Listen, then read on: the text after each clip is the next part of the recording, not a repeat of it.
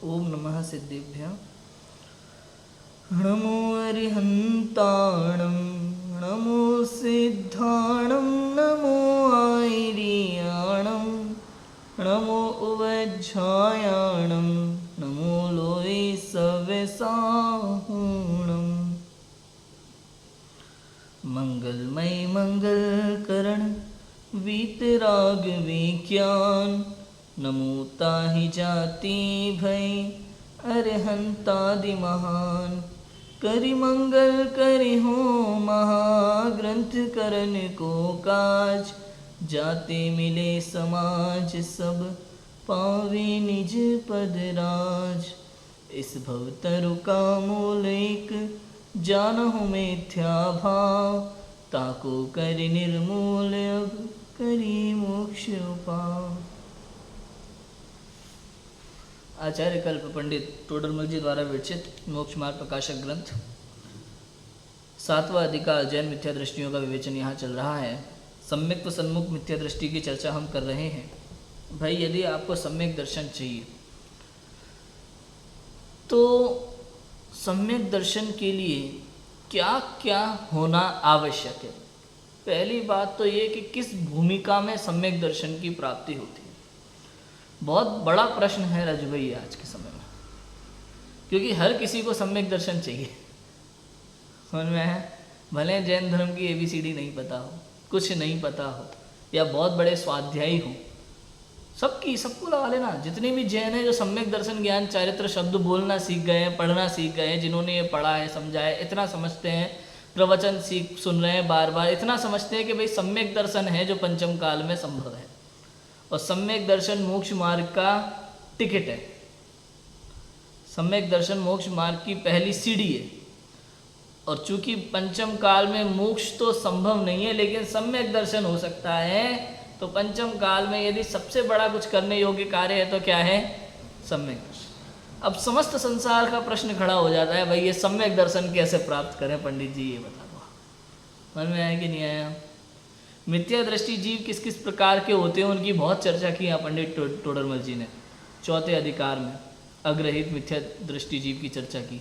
5वें 6वें अधिकार में ग्रहित मिथ्यात्व की चर्चा की, खूब चर्चा की। समझ में आया? अब 7वें अधिकार में वो जैन लोग जो स्वाध्याय करते हैं, जो जैन धर्म को समझना चाहते हैं, धर्म बुद्धि के धारक हैं, धर्म बुद्धि से काम करना चाहते हैं, लेकिन फिर भी उनके जो मिथ्यात्व पल रहा है उनकी चर्चा की। अब उनकी चर्चा चल रही है जो सही दिशा में है, अर्थात सम्यक दर्शन कैसे प्राप्त होगा। सही दिशा में मतलब क्या? जो सम्यक्त्व के सन्मुख है। सम्यक्त्व सन्मुख मिथ्या दृष्टि की चर्चा चल रही है ना, तो यहाँ पे राज भाई बिना सोचे समझे आप अपने आप को खड़ा कर लो। अभी क्यों खड़ा कर लो भाई अपने आप को? क्या मैं सम्यक्त्व सन्मुख मिथ्या दृष्टि हूँ? कि इसका निर्णय नहीं कर रहे हैं हम अभी। हम ये कह रहे हैं यदि आपको सम्यक दर्शन प्राप्त करना है तो सम्यक सन्मुख मिथ्या दृष्टि जीव का जीवन कैसा होता है वो समझ में आ जाएगा, तो आपको पता चलेगा कि मैं कहाँ हूँ। मुझे सम्यक सन्मुख होना है कि नहीं होना? कि नहीं मुझे तो सीधा सम्यक दर्शन प्राप्त करना है। कि भाई साहब सम्यक सन्मुख मिथ्या दृष्टि हुए बिना सम्यक दर्शन प्राप्त नहीं हो सकता।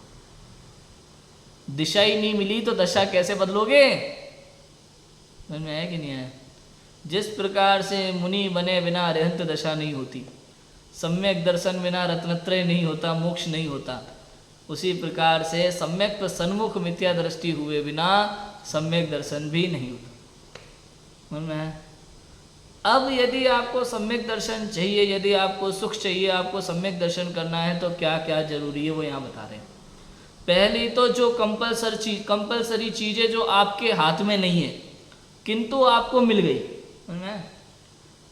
इस संसार में अनंत जीव हैं, है कि नहीं है? बताओ। जी त्रिभुवन में जीव अनंत, सुख चाहे दुख ते भयवंत, है कि नहीं? बताओ। लिखा ना दौलत राम जी ने। अनंत जीव है संसार में, सबको सुख चाहिए। किसी भी चीज़ से किसी भी जीव को खड़ा करके पूछ लो बेटा दुख चाहिए क्या? मना नहीं, सुख चाहिए। हाँ सुख चाहिए। समझ में? सबको सुख चाहिए, सभी जीवों को।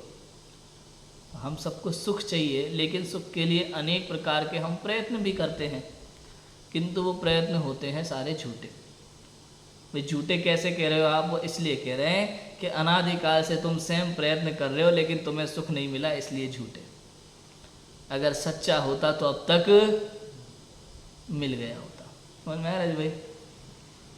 अरे शांति धारा करने से विश्व शांति होती। अच्छा कैसे भैया?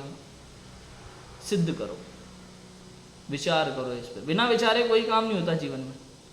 यदि शांति धारा करने से विश्व शांति होती है तो जब से मेरा जन्म हुआ है, जब से मैंने होश संभाला है, तब से मैं देख रहा हूँ, अखबारों में पढ़ रहा हूँ कि फलाने मंदिर में विश्व शांति के लिए शांति धारा की गई, फलाने मंदिर में विश्व शांति के लिए शांति धारा की गई, लेकिन आज तक विश्व में शांति नहीं हुई। तो इससे ये सिद्ध होता है कि भाई जो कार्य आप कर रहे हो वो कार्य आपका झूठा है, क्योंकि शांति धारा से विश्व में शांति हो सकती नहीं। समझ में आया कि नहीं आया? तो शांति धारा का क्या मतलब है? शांति धारा का मतलब है परिणामों में शांति। समझ में आया कि नहीं? जिनेंद्र भगवान की आराधना करते समय आपके परिणाम चूंकि भक्ति में है, इसलिए परिणामों में क्या है? शांति है। और हम जिनेंद्र भगवान के समक्ष होकर के ये भावना भाते हैं कि हे प्रभु मेरे परिणामों में ऐसी शांति बनी रहे। या तो मैं आत्म ध्यान में शांति प्राप्त करूं या मैं आपके चरणों में शांति प्राप्त करूं। समझा? लिखा है, जब लो ना होए मुक्ति पद मेरो, है ना, तब तक तुम्हारे चरणों में ध्यान रहे। शांति पाठ में देखी ना लाइन है, कब तक ध्यान रहे प्रभु के चरणों में? जब तक मुक्ति नहीं हो जाती। या तो मुझे अंदर की शांति प्राप्त हो, आत्मा की मुक्ति मिल जाए, और जब तक मुझे मुक्ति नहीं मिले तब तक हे जिनेंद्र भगवान मैं आपके को ऐसे ही निहारता रहूं, आपके चरणों में बैठ के ध्यान लगाऊं, इससे शांति हुई। तो किसकी शांति की बात चल रही है बताओ? जगत की शांति के अपने परिणामों में निर्मलता, परिणाम की शांति की बात चली। पहला तो ये। अच्छा पानी डालने से होगी कि अंदर में कषायों के अभाव से होगी? बात क्लियर हुई कि नहीं? जगत में मतलब कुछ और ही होता है, अर्थ कुछ और ही निकाल लेता है जगत। समझ में आया कि नहीं आया? तो ये कहलाता है मिथ्या मार्ग। मतलब कुछ का कुछ पकड़ के उसकी श्रद्धा करके बैठ गए, वैसे ही काम कर रहे, मिथ्यात्व है, ग्रहित मिथ्यात्व है। ऐसे जीव सम्यक दर्शन के योग्य नहीं है। समझ में आया कि नहीं आया? ग्रहित मिथ्यात्व भरा बैठा हो ना और अपनी हट में लगे बैठे हो, नहीं ऐसे ही करेंगे, तुम सम्यक दर्शन के लिए भी बहुत दूर हो। मैं ये सब उन्हीं जीवों के लिए चर्चा है जिनको सम्यक दर्शन चाहिए। मेरे पास अभी आजकल में बहुत कॉल आए हैं राजू भाई, मैसेज आए, कॉल आए हैं, सम्यक दर्शन की विधि बता दो हमें। तो सम्यक दर्शन जब समझना है, पंडित जी आप बहुत अच्छा समझा रहे हो, आप सम्यक दर्शन समझा दो हमें। मैंने कहा चिंता मत करो, विषय वही चल रहा है अभी, अच्छे से समझने का प्रयास करो। ये जो पंडित टोडरमल जी ने सम्यक तो सन्मुख मिथ्या दृष्टि का प्रकरण लिखा है, ये बिल्कुल हमारे लिए है, हमें आज समझ लेना है। समझ में आया? तो सबसे पहले तो वो चीज़ें जो पुण्य के वजह से आपको प्राप्त हो गई हैं, इसमें आपका कुछ नहीं है, जो हमने कुछ नहीं किया। समझ में आया कि नहीं? क्या क्या चीज़ें ऐसी कि पहला तो मंद कषाय आदि का कारण पा करके ज्ञानावरण आदि कर्मों का क्षयोपशम हुआ, इतना क्षयोपशम हुआ कि तत्व विचार करने की शक्ति हुई। इसका मतलब इसमें सब आ गए संगी पंचेंद्रिय जी। समझ में आया कि नहीं आया? मतलब अगर संगी पंचेंद्रिय नहीं है तो वो सम्यक दर्शन प्रकट कर सकता नहीं है। और चूंकि हम सब, हमारा ज्ञानावरण कर्म का क्षयोपशम इतना हो गया है कि तत्व विचार करने की हमारी शक्ति है, इतनी बुद्धि हम लगा सकते हैं क्या सही है क्या गलत है, इतना निर्णय करने की क्षमता वर्तमान में हमारे ज्ञान में, शुद्ध ज्ञान में है, इतना पर्दा हमारे ज्ञानावरण का हटा हुआ है। समझ में आया? तो इतना तो अभी व्यवस्था हमारे पास उपलब्ध है आज, अभी की अभी। समझ में आया कि नहीं आया? इतनी व्यवस्था हमारे पास अभी है। जिनके पास नहीं है वो उनका दुर्भाग्य है। 4 इंद्रिय जग तक के जीव जो हैं, असैनी पंचेंद्रिय जीव जो हैं, उनके पास तो ये है ही नहीं, तो उनकी तो बात ही नहीं है, सम्यक दर्शन कर ही नहीं सकते। तो यहाँ तक तो अपन आ गए कि भाई हाँ, हमारे पास सम्यक दर्शन के लिए जो जो चाहिए वो है। समझना? जैसे मकान खड़ा हो ना, दुकान खड़ी करनी हो, मकान खड़ा करना हो, कुछ भी काम हो, तो अपन को क्या क्या चाहिए? ये हमारे पास है, ये हमारे पास है, ये हमारे पास है, इतना और करना है। समझ में है कि नहीं है? जैसे लगाते ना अपन, कोई बिजनेस हो, कोई काम कर रहे हो, कुछ भी कर रहे हो, इतनी इतनी चीज़ें तो अपने पास है, क्या क्या चीज़ें चाहिए हमें लिस्ट बनाते हैं हम, हाँ ये चीज़ें तो अपने पास है, ये मैं ला दूंगा, ये मैं ला दूंगा, करते हैं ना कई बार मीटिंग में अपन करते हैं। तो ऐसे ही सम्यक दर्शन चाहिए तो क्या क्या चाहिए कि ज्ञानावरणादि कर्मों का इतना क्षयोपशम हो कि तत्व विचार करने की शक्ति हुई हो, इतना तो अभी हमारे पास है। नेक्स्ट, मोह मंद हुआ जिससे तत्व विचार में उद्यमी हुआ। अब नेक्स्ट चीज ये है, अब ये मोह मंद हुआ राजू भाई, ये मोह मंद किया जाता है कि होता है? अगर किया जाता तो पंडित टोडरमल जी यहाँ लिखते कि इसके बाद तुम्हें मोह बंद करना है जिससे कि तत्व विचार में उद्यमी होना। नहीं, जब कभी ऐसे परिणाम बनेंगे, ऐसी परिस्थिति बनेगी इस जीव के, सब जीवों के अलग अलग परिस्थिति बनेंगी। अभी केवल अपन संगी पंचेंद्रियों की बात कर रहे हैं, 4 इंद्रियों और असंगी पंचेंद्रियों को अब छोड़ दो क्योंकि उनका यहाँ कोई काम नहीं है। यहाँ अपन लोगों की बात है, सब संगी पंचेंद्रिय जो सम्यक दर्शन कर सकते हैं।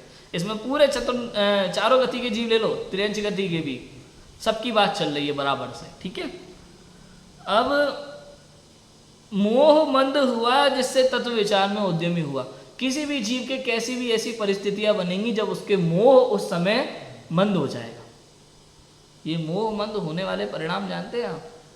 जैसे ओस की बूंद, बिजली का चमकना, किसी की मृत्यु, किसी के साथ धोखा होना, ये सारे जो कारण बनते हैं ना संसार में, इन कारणों से क्या होता है? मोह मंद होता है। कुछ कारण ऐसे होते हैं जिनसे मोह तीव्र होता है, कुछ कारण ऐसे होते हैं जिनसे मोह मंद होता है, और कुछ कारण ऐसे होते हैं जिससे एक जीव को तो मोह तीव्र हो रहा है, एक जीव को मोह मंद हो रहा है। तो यहाँ सब जीवों की अलग अलग व्यवस्थाएं बनेंगी, जिसका जैसा होना होगा वैसा होगा, जैसा सर्वज्ञ परमात्मा ने देखा होगा वैसा होगा। लेकिन सम्यक दर्शन होने के लिए क्या चाहिए? मोह मंद हुआ जिससे तत्व विचार में उद्यमी होगा। कहने का अर्थ ये है कि भाई अब आपको सम्यक दर्शन चाहिए ना, संगी पंचेंद्रिय तो आप हो, ठीक है, तत्व विचार करने की शक्ति आप में है। बात यहाँ है कि आप तत्व विचार में उद्यमी हो कि नहीं हो। यदि आप तत्व विचार में अभी उद्यमी नहीं हो, आप उसके लिए कोई भी बहाना बनाते हो, तो समझना आपका मोह तीव्र है।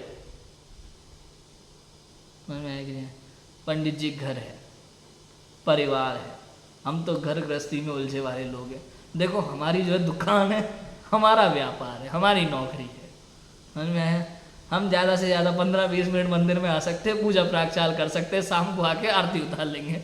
इससे ज़्यादा की बात आप हमसे, इससे ज़्यादा की आप उम्मीद मत करो हमसे। तुम सम्यक दर्शन की उम्मीद करना छोड़ दो भैया। समझ में आया? एकदम क्लियर सिंपल सी बात है। यदि आपको संसार अच्छा लगता है तो आप सम्यक दर्शन के अभी लायक नहीं हो। क्या नहीं हो? सम्यक दर्शन के लायक वो है जो तत्व विचार में उद्यमी हुआ है, जिसको संसार अच्छा, आपको संसार अच्छा लग रहा है, मतलब आप कौन हो? तीव्र मोही। यदि आप मंदिर में जाकर के भगवान के दर्शन से लौकिक इच्छा की कामना करते हैं तो आप क्या हैं? तीव्र मोही। आप सम्यक दर्शन से उन्मुख हैं, सम्मुख नहीं है, विपरीत दिशा में हो आप। ग्रहित मिथ्या तो पाल रखा है आपने। जैसे लोग गलत फहमी पालते हैं ना, कुछ लोग जानवर पालते हैं, कुछ लोग गलत फहमी पालते हैं, इन्होंने ग्रहित मिथ्या तो पाला हुआ है। गलत फहमी का जिनागम में जो शब्द है वो क्या है? ग्रहित मिथ्या। गलत फहमी में है ये लोग, ऐसा है।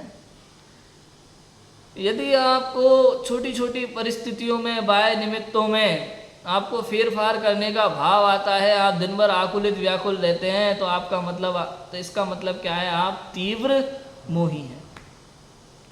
और मैं जरा जरा सी बात में यदि आपको क्रोधाधिक विकारी भाव घेर लेते हैं तो आप तीव्र मोही हैं। इसको कहते हैं तीव्र मोह। तो मंद मोह कब होता है भैया? मंद मोह तब होता है जब आप संसार की किसी भी परिस्थिति को देख करके भी मात्र तत्व विचार में उद्यमी होते हैं। राजू भाई, दो तरह की चीज आपके सामने, दो परिस्थितियां आएंगी हमेशा। एक तो ये, जैसे मान लो 10 लाख रुपए का नुकसान हो गया आपका, तो 10 लाख रुपए के नुकसान में दो बातें हो सकती है। एक तो ये कि भाई ऐसे कैसे हो गया, अब मैं कहाँ रखा था बैग, हम सबके चेक कराओ, अब छोड़ेंगे नहीं किसी को, सबको देख लेंगे, एक एक को देख, ये सब जो भाव आ रहे हैं दुनिया भर के, हमें कैसे भी करके चाहिए, एक पैसा कोई ले नहीं ले हमारा, ये जो भाव है ये है तीव्र मोह। और दूसरा ऐसा चीज 10 लाख चले गए, जाने थे तो चले गए थे, मिल जाए तो ठीक है, शांति पूर्वक, अच्छा कहाँ रखा था, यहाँ रखा था, थोड़ा देख लिया कर लिया, ज़्यादा से ज़्यादा आपने कंप्लेन लिखा दी पुलिस में चोरी की, शांत भाव से, बिना गुस्सा किए, बिना टेंशन लिए, अपना गुस्सा किसी और पे निकाले बिना, मूड खराब किए बिना, समझ में आया, शांत, ज़्यादा से ज़्यादा। मैं ये नहीं कह रहा कि नहीं बिल्कुल ही आप बैठ गए ध्यान में मांगे माई, वो बात नहीं चल रही है, लेकिन आप आकुलित नहीं हुए, विचलित नहीं हुए आप, क्यों? क्योंकि अंदर में पता है आपको, तत्व विचार वहाँ पे तुरंत आया, स्वाध्याय है ना, स्वाध्याय नहीं है तो तत्व विचार नहीं हो सकता भैया, स्वाध्याय चाहिए। त्रियंच गति के जीव में भी पूर्व की देशना याद आती है तो उस हिसाब से तत्व विचार चलता है, समझ में? देशना के बिना तत्व विचार नहीं हो पाता। तो भैया उस समय विचार आया कि भाई एक पैसा मेरा कोई नहीं ले जा सकता और एक पैसा मुझे कोई दे नहीं सकता, पाप पुण्य के अनुसार पैसा आता है जाता है, मेरा इसमें कुछ नहीं है, ये परिणाम जो होते हैं ये निमित्त के कारण से होते रहते हैं, मेरा इसमें कुछ भी, मैं तो ज्ञाता दृष्टा हूँ, जानने देखने वाला हूँ, जो हो रहा है होने दो, समझ में? ऐसा ये तत्व विचार में उद्यमी हुआ, ये व्यक्ति सम्यक दर्शन की ओर जा रहा है लाइन में। और ये कब हुआ? जब मोह मंद हुआ। अब समझ में आ रहा है, क्लियर हो रहा है, पिक्चर क्लियर करना पूरी, जितने भी जीव हैं संसार में सब अपने अपनी लाइफ में लगा लेना, आपको कहाँ समस्या हो रही है भाई? घर में पिता से नहीं बनती, माता से नहीं बनती, पत्नी से नहीं बनती, यदि कोई घटना घटती है, अगर आप शांत रहना सीख गए गोपाल दास जी वरैया की तरह, तो मानना कि मंद मोह है और तत्व विचार करने की शक्ति है, तत्व विचार करने के लिए उद्यमी हुए आप, समझ में आया कि नहीं आया? जैसे गोपाल दास जी वरैया शास्त्र स्वाध्याय कराते थे और बाद में जब घर जाते थे तो पत्नी ऊपर से बाल्टी भर के पानी डाल रही है, अपमान कर रही है, गालियां दे रही है, उनसे बीड़ी का हुक्का जलवा रही है, लेकिन फिर भी कितने सहज शांत है, मैं अपने शांता जी की तरह। तो आप सोचो भाई, सहजता चाहिए, शांति चाहिए एकदम अंदर में, तब तो काम हो। और यदि आपको कषाय ही करनी है, बार बार आँख को भूला ही होना है, तो आप अभी सम्यक दर्शन से क्लियर हो रही है पिक्चर, धीरे धीरे समझ में आ रहा है ना। किसी भी परिस्थिति में लगा लेना, अपने अपने जीवन में परिस्थिति में लगाओ, खूब लगाओ, और तत्व विचार में उद्यम हुआ, हो गया। अब नेक्स्ट चीज क्या चाहिए? ये तो भाई संगी पंचेंद्रिय जीव, अब मोह मंद होगा तो तत्व विचार में उद्यमी होगा, जब मोह मंद हो तब तक होगा, ये कोई किया नहीं जाता, स्वयं होता है, ठीक है? यहाँ तक अपन को कुछ नहीं करना है, अपना कोई काम नहीं, अपने आप हो रहा है। बाय निमित्त देव गुरु शास्त्रादिक का हुआ, उनसे सच्चे उपदेश का लाभ हुआ। नेक्स्ट चीज ये, बाय में देव शास्त्र गुरु का निमित्त मिलेगा, उनसे सच्चा उपदेश मिलेगा। नरकादिक में जहाँ उपदेश ना मिले वहाँ पूर्व की देशना काम करेगी, ठीक है? अपन तो चारों गति के संगी पंचेंद्रियों को बिठाल के बात कर रहे हैं ना यहाँ पे, तो भाई नरकादिक में भले वर्तमान में देवशास्त्र गुरु का निमित्त ना बने, लेकिन पूर्व का संस्कार जो है, पूर्व का उपदेश जो है, पूर्व देशना याद आ जाती है, अनुभव हो जाता है, सम्यक दर्शन हो जाता है, ठीक है? अपनी बात करो अपन मनुष्य गति में, हम हमारी बात करें वर्तमान परिस्थिति में, तो हमारे पास बाह्य देवशास्त्र गुरु का निमित्त है क्या? हाँ है भाई। जिन मंदिर में जिनेंद्र भगवान विराजमान है, उनकी वाणी हमारे सामने रखी हुई है और गुरु भी विराजमान है, समझ में?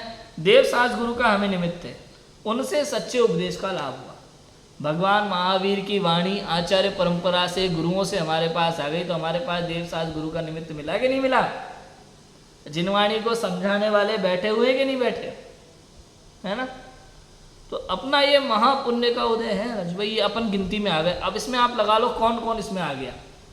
जो लोग मंदिर ही नहीं जाते, समझ लो वो इतने सुविधा होने पर भी, यहाँ तक आने के बाद भी इन्होंने ये इस चीज़ को छोड़ दिया, वंचित रह गए इस चीज़ से। अब वो सम्यक दर्शन से थोड़ा दूर है, समझ में? कौन कितना दूर है रज भाई, इसका अंदाजा लगा रहे हैं अपन, कौन कितना दूर है सम्यक दर्शन से। जो जैन कुल में जन्म तो ले लिया लेकिन मंदिर नहीं जा पा रहे, जिन्हें देवशास्त्र गुरु का स्वरूप नहीं पता, जिनको स्वरूप ही नहीं पता, उनको देवशास्त्र गुरु का समागम कैसे मिलेगा? क्योंकि स्वरूप पता हो तो निर्णय होगा कि यही सच्चे देवसाज गुरु हैं। नहीं तो हो सकता है दुनिया में देवसाज गुरु का दावा करने वाले तो बहुत हैं, हो सकता है वो सच्चे नहीं है और आप उनको सच्चा मान करके उनका उपदेश सुन बैठे तो अर्थ का अनर्थ कर लोगे। जाना तो मोक्ष में था, अटक गए संसार में, नरकादिक में भ्रमण करोगे। लिखा ना योग सार की गाथा में, वर्तमान में तो दिगंबर वेश धारण करने वाले भी 7.5 करोड़ मुनिराज और उनको मानने वाले पंचम काल में परिग्रहधारी भ्रष्ट होकर के जो साधु होंगे 7.5 करोड़ मुनिराज नरक जाएंगे, उनको मानने वाले भी। योग सार में लिखा है ऐसा। मुनि अकेले कि सब मिला के? मुनि अकेले, उनको मानने वाले सब मिला के 7.5 करोड़। बहुत बड़ी संख्या है ये देखा जाए तो, लेकिन पंचम काल के हिसाब से वो 21,000 वर्ष में 7.5 करोड़ ज़्यादा बड़ी भी नहीं है, लेकिन फिर भी बहुत सोचने वाली बात है। कितनी जिम्मेदारी का काम है भाई, मैं ये कह रहा हूँ। अभी आगे परीक्षा की बात अपन करेंगे ना, तब इसकी चर्चा करेंगे कि परीक्षा करना क्यों आवश्यक है, कितनी आवश्यक है, बहुत चर्चा करेंगे। लेकिन कह रहे हैं या तो देवसाज गुरु का समागम हुआ कि हाँ हुआ, उनसे सच्चे उपदेश कराओ, इतनी चीज़ तो हमें मिल गई। जिनवाणी हाथ आ गई ना, बहुत बड़ी बात है, इतनी चीज़ हमें मिल गई, इतना तो हो गया। अब देखो अब क्या करना है, यदि तुम्हें सम्यक दर्शन चाहिए तो क्या करना। अब अपने प्रयोजन भूत मोक्ष मार्ग के, अपना जो प्रयोजन भूत मोक्ष मार्ग है ना, क्या है अपना प्रयोजन भूत मोक्ष मार्ग? सच्चे सुख की प्राप्ति, ऐसा सुख जिसके बाद कभी दोबारा दुख ना है, ऐसा हमें मोक्ष मार्ग चाहिए, ऐसा वाला मोक्ष चाहिए हमें। देव गुरु धर्मादि के जीवादि तत्वों के तथा निज पर के और अपने को हितकारी अहितकारी भावों के इत्यादि उपदेश से सावधान होकर ऐसा विचार किया कि अहो मुझे तो इन बातों की खबर ही नहीं थी। समझ में आया? 4 चीजें। सबसे पहले आपको क्या करना है, यदि सच्चा सुख चाहिए, सच्चा मोक्ष मार्ग चाहिए, तो देव गुरु धर्मादिक का, जीवादि तत्वों का, निज पर का, हितकारी अहितकारी भावों का विचार करना। ऐसे उपदेश जिनवाणी से सुने, जिनवाणी में पढ़ा भाई देव गुरु धर्म क्या होते हैं, वास्तव में देवसाज गुरु क्या होते हैं। वास्तव में रजभाई मैं अपनी बताता हूँ, मेरे साथ ऐसी घटनाएं घटी थी, मेरे को तो विश्वास ही उठ गया था दिगंबर मुनिराज से। लेकिन जब कोटा गया और पढ़ा कि नहीं दिगंबर मुनिराज का स्वरूप ऐसा है, ऐसे होते हैं मुनिराज, तब मेरी श्रद्धा जगी। ओ हो, जिनको मैं मान रहा था वो थे ही नहीं, खाली वेश था। मुनिराज तो ऐसे होते हैं जो हमें कभी मिले नहीं। ये हमारा दुर्भाग्य है कि हमें वर्तमान में दिगंबर मुनिराज के दर्शन नहीं मिल रहे, दुर्भाग्य की बात है। समझ में आया? तो क्या कहते हैं, देव गुरु धर्मादिक के, जीवादि तत्वों के तथा निज पर के, ये जो शास्त्र में उपदेश मिल रहा है ना, ऐसा उपदेश सुना। देव ऐसे होते हैं, वीतरागी सर्वज्ञ, शास्त्र ऐसे होते हैं, सच्चे सुख का मार्ग बताने वाले। भाई आधी रात को भी तो उठे और मम्मी से पानी मांगे तो एक बार को मम्मी बोल दे जा उठ के ले ले अपने आप, लेकिन जिनवाणी खोल करके देखो आधी रात को ही मना नहीं करेगी कि सुबह पढ़ लेना, अभी मत पढ़ो। समझ में है? आधी रात को भी खोल के बैठो तो कहेगी तू भगवान है, अपने आप को देख और सुखी हो जा।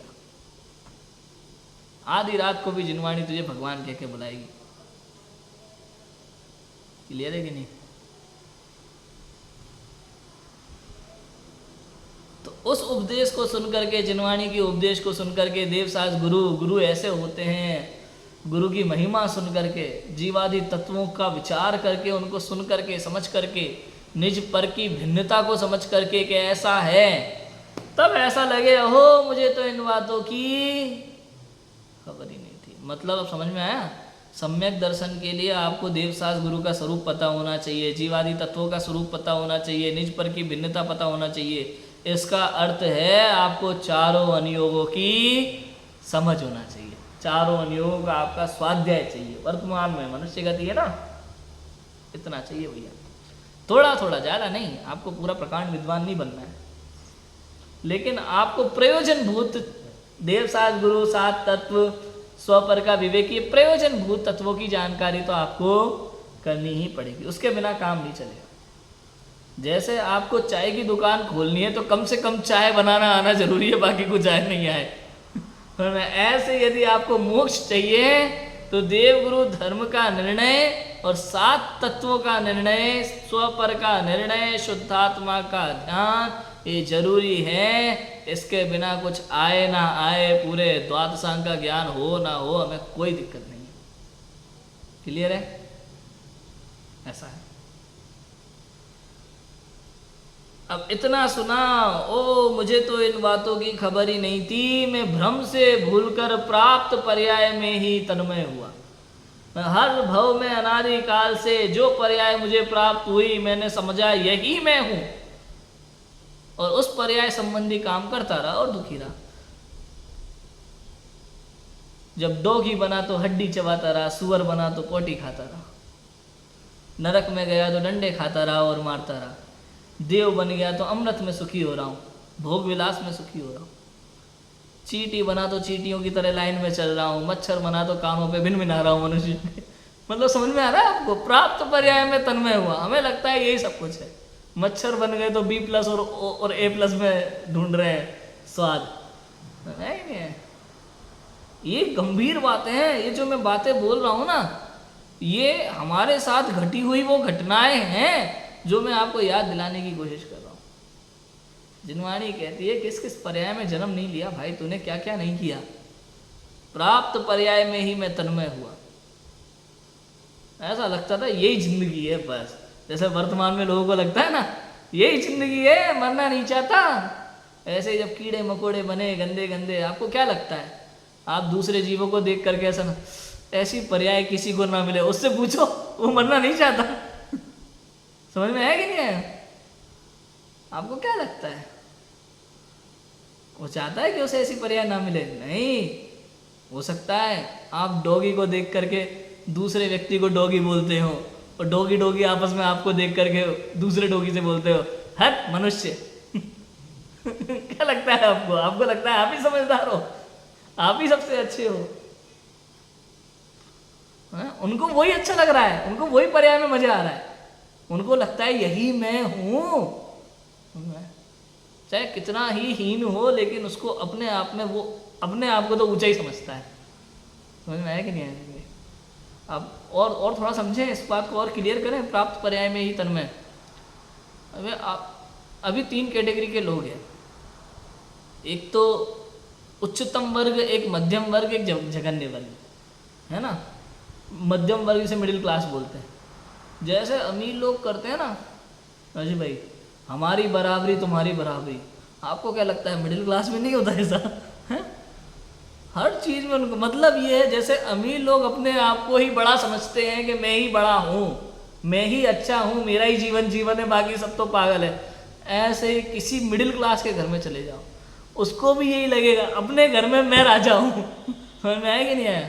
और किसी गरीब के घर में चले जाओ तो वो कहेगा मेरे घर का राजा मैं हूँ।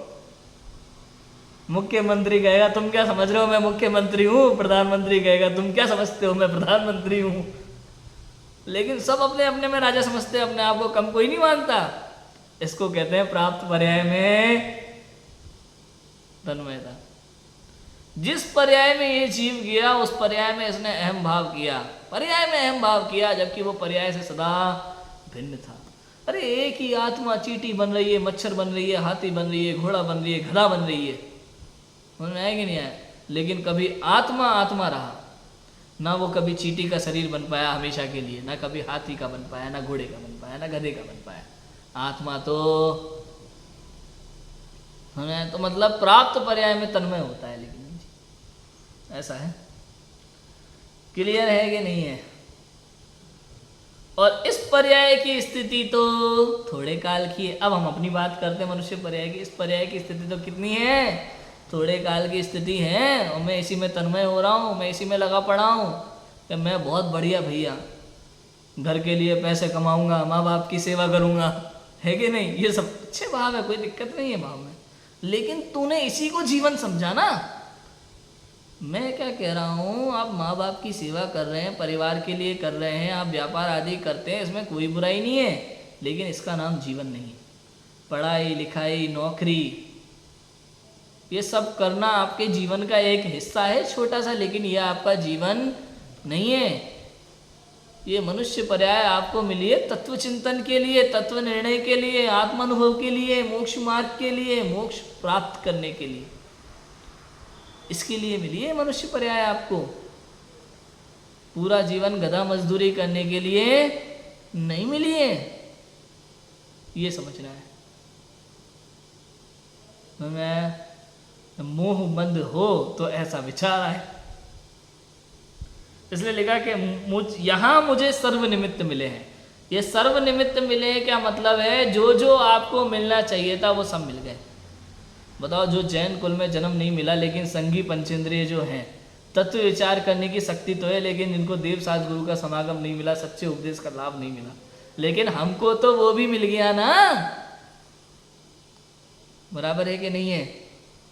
अब क्या कमी रह गई? मैं पहले आपको ये बता रहा हूं कि भाई जो सम्यक दर्शन आपको चाहिए उसके लिए जितनी चीजों की जरूरत है उनमें से आपके पास क्या क्या है।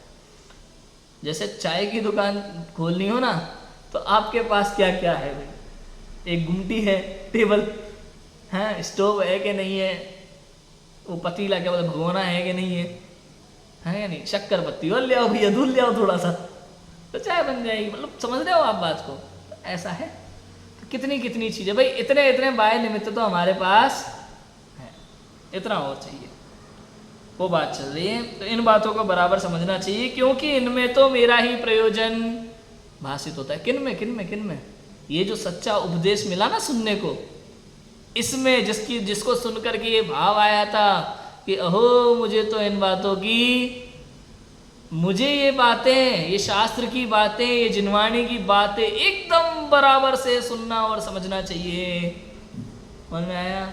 ऐसा नहीं पढ़ के चले गए, उठ के चले गए, एकदम बराबर से सुनो, पढ़ो, समझो। जैसे स्कूल की पढ़ाई पढ़ते हो और परीक्षा देते हो, थोड़ा सा कहीं चूक ना जाए, बिल्कुल वैसे जिनवाणी को एक एक अक्षर बराबर से समझो। क्या लिखा, कैसे लिखा, क्यों लिखा, अभी और बात करेंगे अपन इसके विषय में। बराबर से समझना चाहिए, क्योंकि इनमें तो मेरा ही प्रयोजन भाषित होता है। ऐसा विचार कर जो उपदेश सुना उसके निर्धार करने का उद्यम किया। अब उपदेश सुना यहाँ तक तो ठीक है, उसमें कुछ नहीं। अब जो सुना वो सही है कि नहीं, क्या ऐसा है क्या ऐसा ही है, इसका निर्धार करना जरूरी है। कल अपन ने बात की थी, क्या बात की थी? वहाँ उद्देश्य, लक्षण, निर्देश और परीक्षा द्वारा उनका निर्धार होता है। किनका? जो जिनवाणी में उपदेश सुना। कौन सा उपदेश सुना? प्रयोजन भूत तत्व का। क्या प्रयोजन भूत तत्व?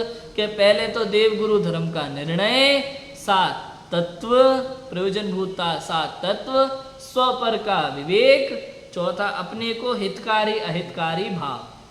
समझ में आया?